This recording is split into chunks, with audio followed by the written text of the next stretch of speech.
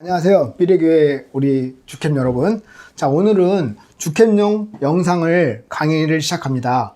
오늘 본 영상은 오프닝 영상입니다. 그래서 오늘 뭐 개요라든지 이런 등등등 기본적인 걸 하게 될 것입니다. 우선 시작에 앞서서 죄수 중에 괴수요, 정말 무익한 종인 저를 주님의 원대한 사업, 그 청소년, 다음 세대를 위한 청소년 교육에 참여하게 하심을 참 감사드립니다. 모든 영광을 우리 주님께 감사 찬송 영광 올려드립니다. 감사합니다. 그리고 모든 강의 전에 기도로서 먼저 시작하고요. 이 강의 실제 영상은요, 짧고 실하게 한번 올려보겠습니다.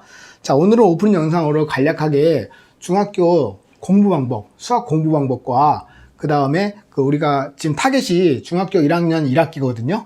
그러니까 1학년 1학기에 교육과정에 뭐가 있는 건지, 그 다음에 강의는 앞으로 인강 진행 순서는 어떻게 되는 것인지, 그거에 대해서 우리 주캠 생도들, 우리 학생 여러분들에게 간략하게 설명해 드리겠습니다. 본 강의, 개념 강의 1장은 다음 영상으로 올리겠습니다. 자, 강의 내용은 이 수학적 내용이나 이런 모든 내용들은 전부 다 저의 주관적인 생각과 사고로 이루어진 것이기 때문에요, 좀 오류가 있을 수 있습니다. 이 모든 오류는 여러분들 은혜로 덮어주시고, 만약에 오류가 있다면 알려주시면 지속적으로 수정하겠습니다. 자, 보시면요. 자, 첫 번째, 이제 수학의 공부 방법, 왜 개념을 중요시 여기는지. 자, 수학 공부는요, 수학은 이렇게 이루어져 있습니다. 제일 처음에 개념 공부를 시작하자. 먼저 이 개념을 공부합니다. 이 기본 개념이나 원리, 수학적 원리라든지 원리, 그 다음에 정의. 자, 이런 것들이 먼저 배운 다음에 외워야 되죠. 이걸 외운 다음에, 근데 외우는데 이해를 통해서 반드시 암기가 이루어져야 됩니다. 자, 개념을 통해서 개념을 공부하시고, 그 다음 문제, 대표 문제죠. 기본 문제를 풉니다. 이 기본 문제를 풀고, 이제 보통 이제 심화 문제를 풀겠죠. 심화 문제를 풉니다. 그럼 우리가 이렇게 문제를 푸는데 왜 문제를 풉니까? 그거는 바로 원래 개념, 우리가 원리와 정의를 배웠던 이 원리를 이해하려고 하는 것입니다. 왜냐하면 이게 개념만 배운다고 완전히 이해가 잘 안 되죠. 그러니까 실제 적용, 문제를 통해서 개념을 이해하시고, 그러면 이 문제를 통해서 개념을 좀 완벽하게 잘 이해한 상태라면 그 다음에 뭘 하죠? 연습 문제가 있죠. 보통 문제집 뒤쪽에 연습 문제가 있는데, 그 연습 문제를 푸는 데 있어서 다시 한번 이제 심화 문제로 이제 접근하게 되는 것입니다. 그러면 심화 문제는 이제 좀 난이도가 높은 거죠. 이건 뭐냐? 바로 단원 간 통합 문제가 많습니다. 그러니까 이게 진정한 수학 공부겠죠. 그럼 단원 간 수학 공부를 하면서 통합 문제를 풀면서 어떻게 되죠? 다시 개념의 기본 원리, 이거를 완성하려고 노력하는 것입니다. 그죠? 개념을 완성한다는 건데, 이 표현은 우리 인간에게는 좀 맞지 않습니다. 다 영어 단어는 퍼펙트지 않습니까? 이 퍼펙트는 오직 신적인 영역, 우리 하나님만이 완성할 수 있는 것이죠. 하지만 우리는 이 심화 문제를 통해서 이 개념을 완성하려고 노력하는 것입니다. 저도 사실 완벽하지 않습니다. 저도 지금까지 뭐 한 15년을 학원 운영했고, 그 다음에 한 대학 들어가기 전부터 한 30년 동안 수학을 가르쳤거든요. 제가 공대 나왔지만 수학을 계속 가르쳤는데, 근데 아직도 솔직히 개념을 완벽하지 않습니다. 왜 그러냐면, 저의 개념의 완성이라는 의미는 수학 문제를 자유롭게 풀 수 있다.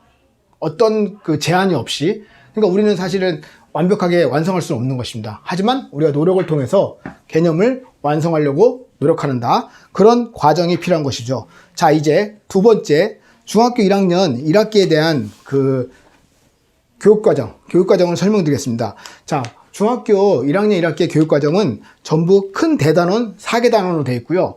그 다음에 소단원 5개로 이루어져 있습니다. 그러니까 이걸 다 합칠 때 강의로서는 21강이 되는 것이죠. 자, 설명 한번 해드릴게요. 자, 첫 번째 대단원은 수와 연산입니다. 수와 연산. 두 번째 단원, 대단원이죠. 두 번째 대단원은 바로 문자와 식으로 되어 있고요. 자, 세 번째 단원은요, 이게 되게 중요한 단원 중에 하나인데, 함수죠. 함수. 이 함수는 뭐냐면, 좌표, 평면과 그래프로 이루어져 있습니다. 자, 이렇게 이게 3개 대단원이 되어 있고요. 자, 소단원을 설명하자면, 소단원에서, 자, 1번, 소인수 분해가 있습니다. 소인수 분해. 중학교 1-1. 자, 소인수분해가 있고요. 다음 소단원으로서 그 정수와 유리수가 있습니다. 정수와 유리수. 이렇게 있고요. 자, 그 다음에 문자와 식에는 이제 그 단원이, 소단원이 뭐가 있냐면 첫 번째, 문자와 식. 두 번째, 1차 방정식. 자, 그 다음 좌표평면과 그래프는 한 개의 소단원이 있죠. 자, 한 개의 소단원이 뭐인데, 이거는 바로 똑같습니다. 제목이. 좌표 평면과 그래프입니다.